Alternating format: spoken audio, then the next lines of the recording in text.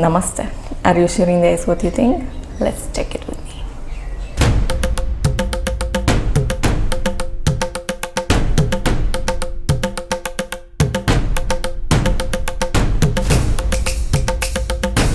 Welcome to my channel. I am Data and I would like to show you how India looks like from my perspective. I hope you watched my previous videos because we will continue today about marriages. Last time we were talking about what is happening before the marriage in India. About who is choosing your partner, your life partner, and how they are searching for the partner. And that there is love marriage and arranged marriage and much more. About something called Kundali also, like you can't marry anyone, you have to match with someone in the stars. So let's continue today. How two families who are arranging marriages between their son and daughter are meeting. I think that is nothing like much special. They just meet with each other to see if the vibe is nice, if they just like talking or anything. Do you get that feeling, like first feeling, like I like this person or I don't want to meet again? So that is important in the first meeting. What do you feel? It will not be lunch or dinner, it will be just tea and some biscuit. And who is there sitting in the meeting? Parents of the two parties, surely. And what about the daughter and son? That looks different in different places. Sometimes son is there, maybe sometimes the daughter is there, so that depends. Maybe also some other family person will be sitting there and talking. For example, both families liked each other in the first meeting. So now there will come, for example, that Kundali which I was talking about last time. Now they can check that Kundali, or they can check it before. I guess it is maybe after that first meeting. So okay, they check up Kundali, something is matching. What is happening afterwards? There is something like background checkup. Both families will go in the surrounding of the other family, like in the neighbors, in maybe nearby shops, and ask about that guy or a girl.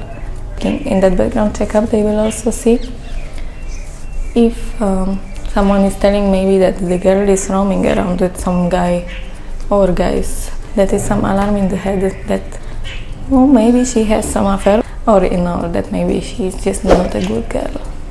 And what they will be checking about guy if they go in background checkup?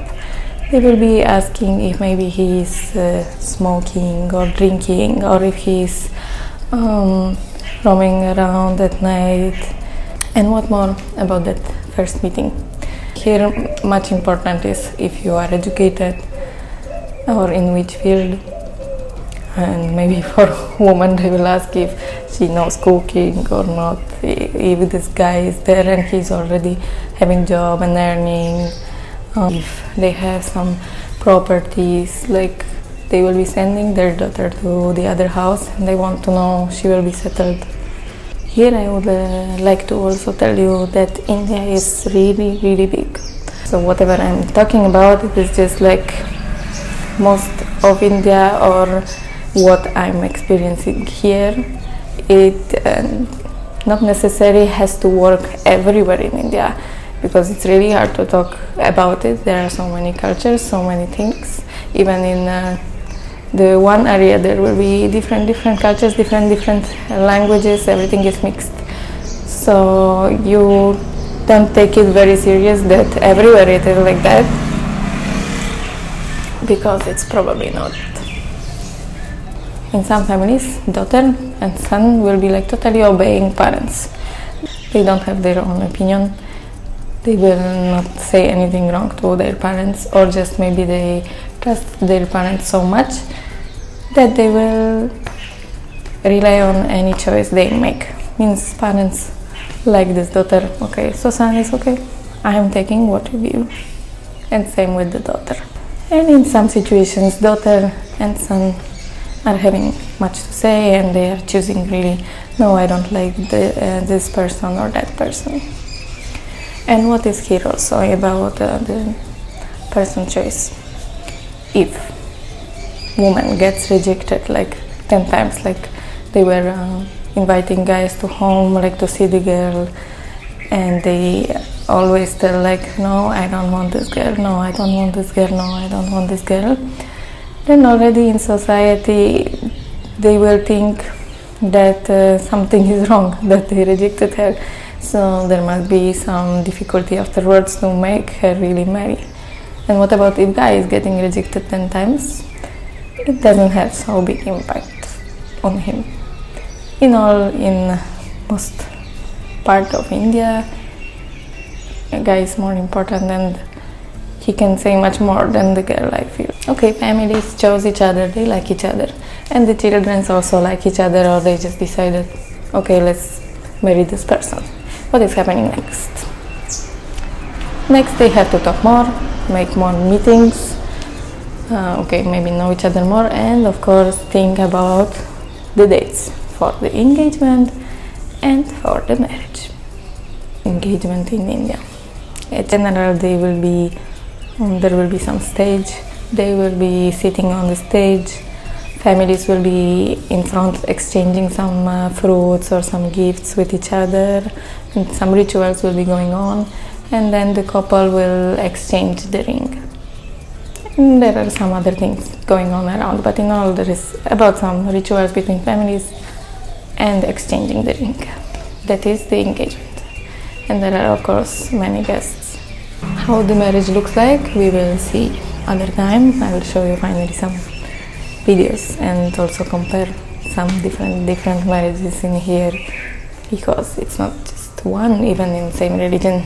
Then what about the break between engagement and marriage? That is also different in different places. I think that here where I'm living in Gujarat, they usually take 1 year break between engagement and marriage.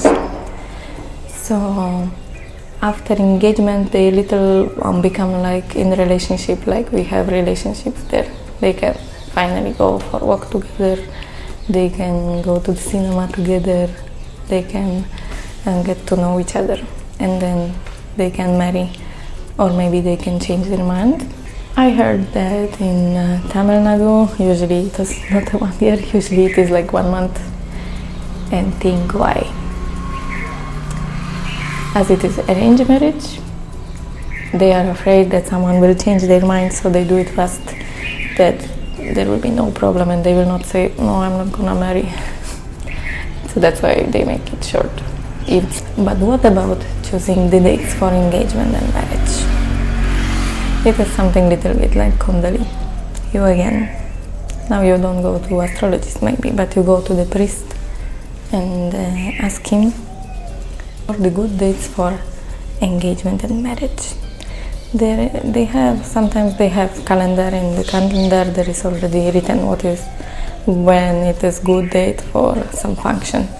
It is not a special date just for engagement or marriage, it is just there has to be good date for any kind of thing you want to arrange, that it will just go well.